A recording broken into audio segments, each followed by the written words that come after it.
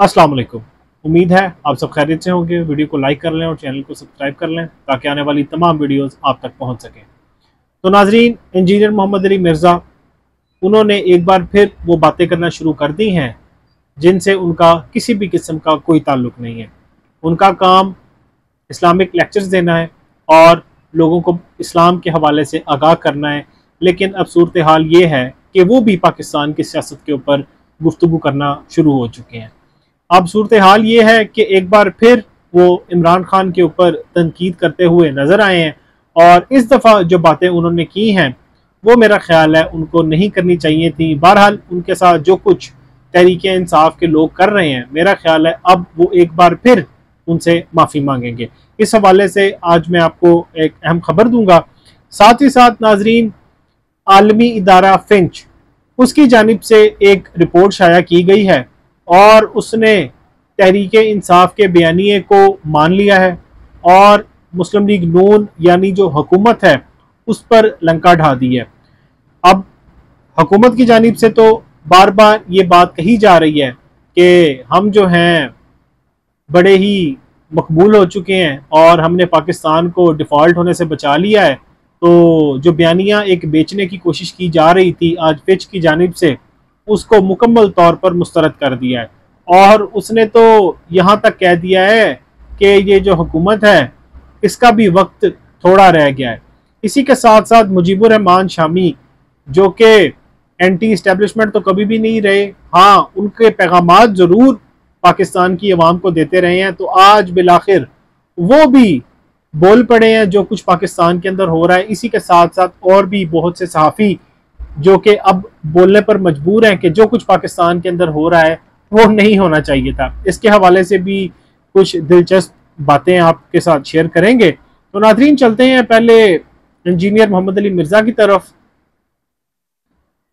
वो सुर्खियों में रहना चाहते हैं और इसी तरह पहले भी उन्होंने इमरान खान के हवाले से कुछ ऐसी गुफ्तगू की थी जो कि तहरीक इंसाफ के लोगों को नागवार गुजरी थी और उसका जवाब उन्होंने जब दिया तो इंजीनियर मोहम्मद अली मिर्ज़ा जो है वो ये कहने पर मजबूर हो गए कि जी मैंने तो तहरीक इंसाफ को वोट देना है, तो मैंने तो वैसे ही ये बातें कर दी थी। तो अब नाजरीन एक बार फिर मिर्ज़ा साहब जो हैं वो खबरों में आने की कोशिश कर रहे हैं और हाल ही में होने वाले एक पॉडकास्ट के अंदर उन्होंने इमरान खान के हवाले से कुछ अजीबो गरीब गुफ्तगू की है।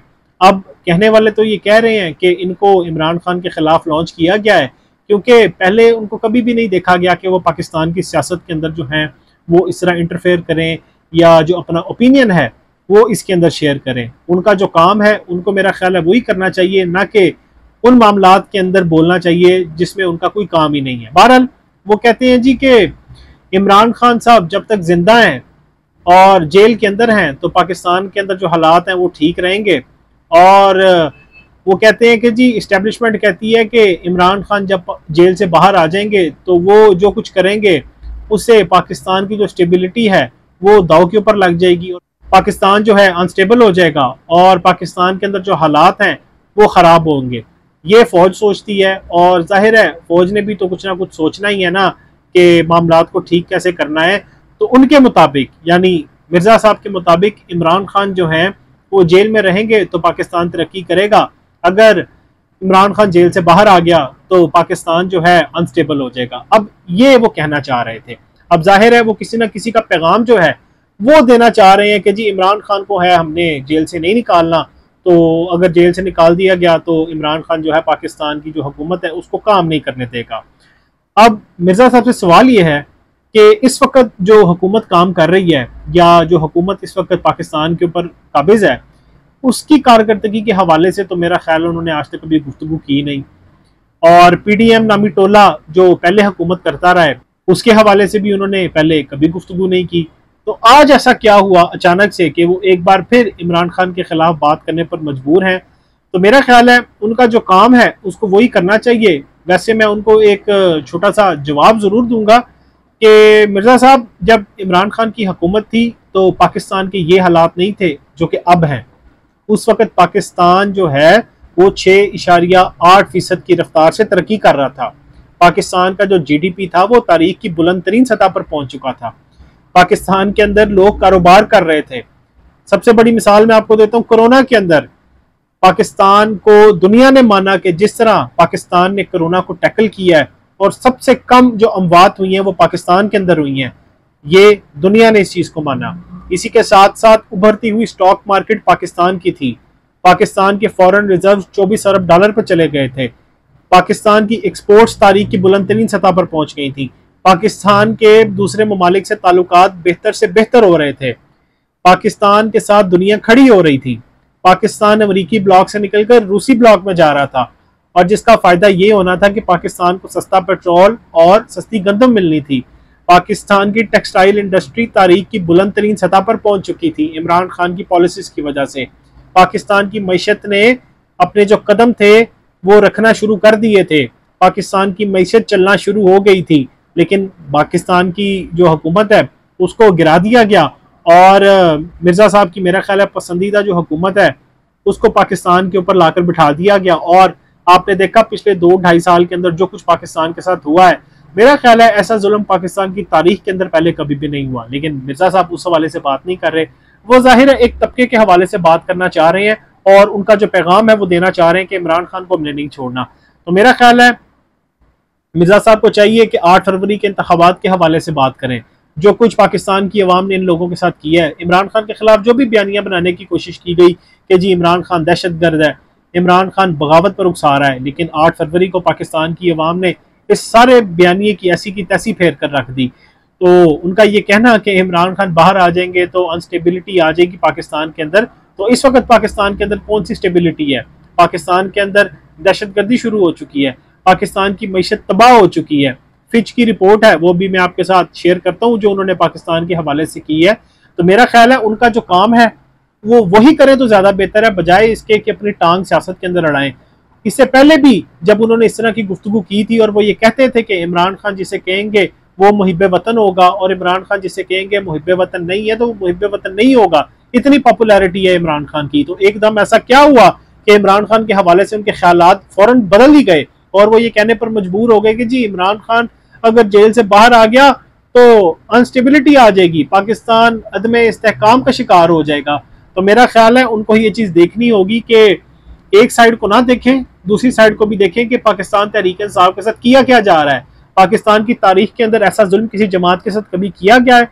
औरतों के साथ जो कुछ किया जा रहा है उस हवाले से तो आपने कोई बात नहीं की, और जो कुछ तहरीक इंसाफ की खवातीन के साथ किया गया, घरों पर छापे मारे गए, उनकी इज्जत को पामाल करने की कोशिश की गई, चार दीवारी की बेहुरमती की गई, उसके ऊपर तो आपने एक लफ्ज नहीं कहा। और यहाँ पर आकर आप जो है नंबर टांगने की कोशिश कर रहे हैं कि जी इमरान खान ये कर दिया, इमरान खान ने वो कर दिया।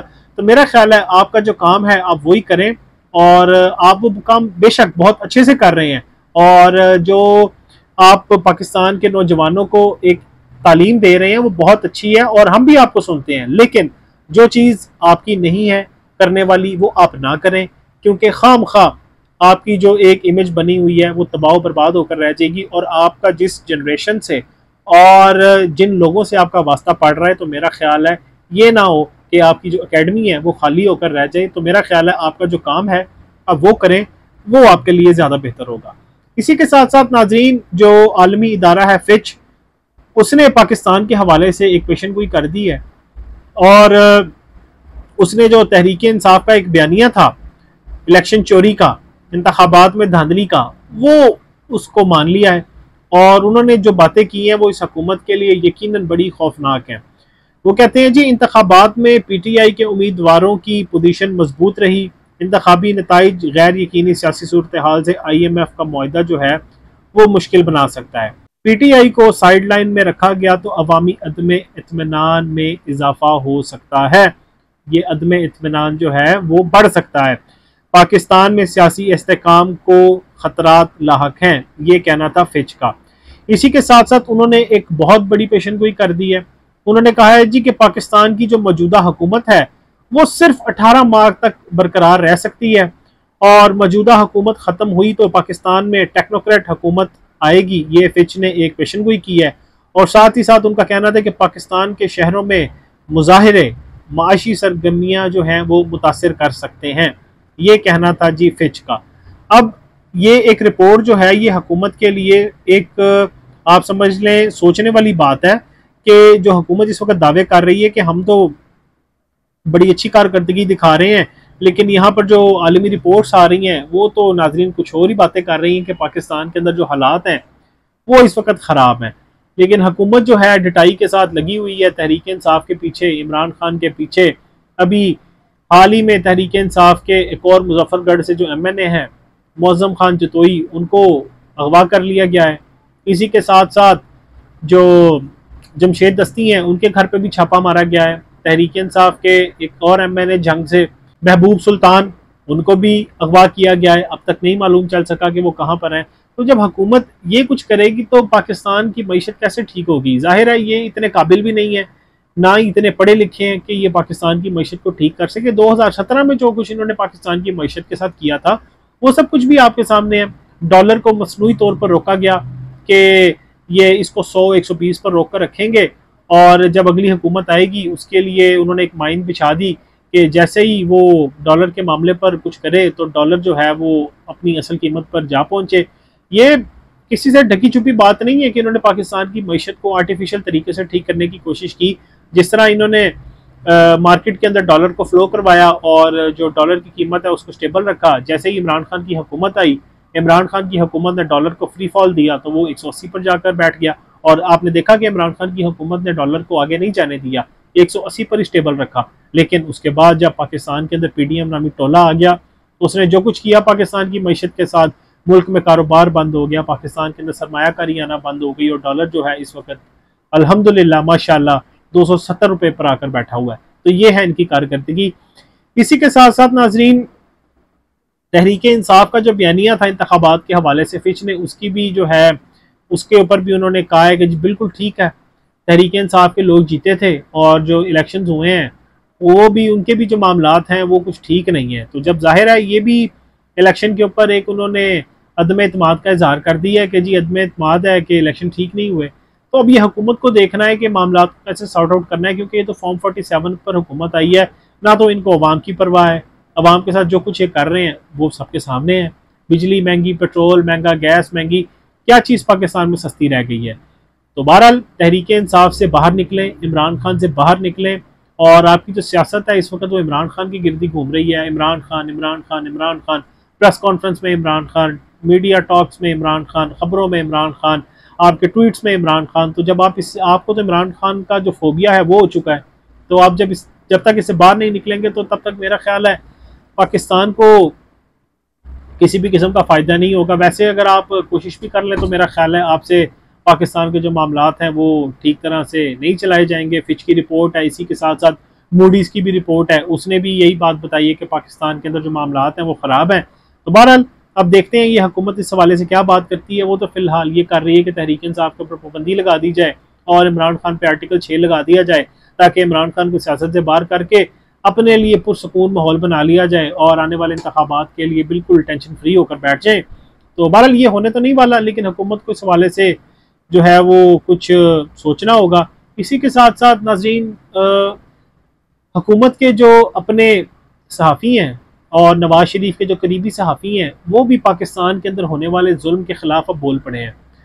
आप मिसाल ले लें मुजीबुर रहमान शामी की, वो किस तरह हर जगह पर नवाज शरीफ समेत मुस्लिम लीग नून की हुकूमत को डिफेंड करते रहे, तो अब वो भी इसके ख़िलाफ़ बोल पड़े हैं।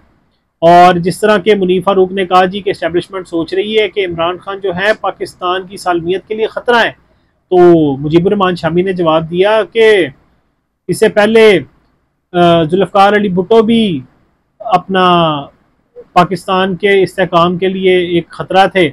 इसी के साथ साथ आपने देखा वली खान भी ख़तरा थे पाकिस्तान के लिए, फिर आपने देखा नवाज शरीफ भी ख़तरा थे, आसिफ जरदारी भी ख़तरा थे, बेनज़ीर भी ख़तरा थी, और अब इमरान खान जो है वो भी ख़तरा हो गए।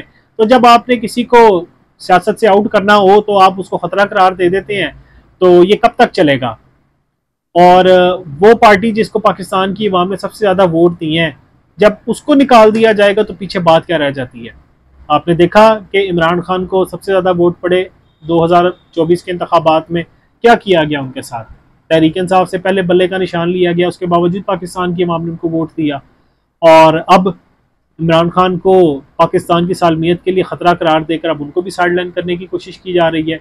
और लेकिन कहने वाले ये कह रहे हैं कि जी उनसे बात करने की भी कोशिश की जा रही है, लेकिन इमरान खान जो है वो किसी भी किस्म का रिस्पॉन्स नहीं दे रहे, मुज़ाकरात करने की बात नहीं कर रहे। तो मेरा ख्याल है इमरान खान जेल में बैठे हुए हैं, हुकूमत के पास अच्छा मौका है, परफॉर्म करे, पाकिस्तान की आवाम को यकीन दिलाए कि जी हमारी कारकर्दगी ऐसी है। अगर आपने सिर्फ ड्रामेबाजियाँ और इश्तहारात से काम लेना है तो मेरा ख्याल है आपके लिए कोई भी जो चीज़ है वो यहाँ पर ठीक नहीं चलेगी।